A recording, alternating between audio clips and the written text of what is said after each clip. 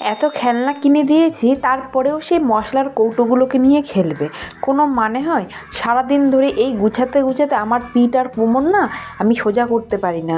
খেলছিস খেল, যেই টিভিতে গান চালানো শুরু করেছি অমনি দেখতে চলে এসেছে। দেখো মেয়ের কাণ্ড।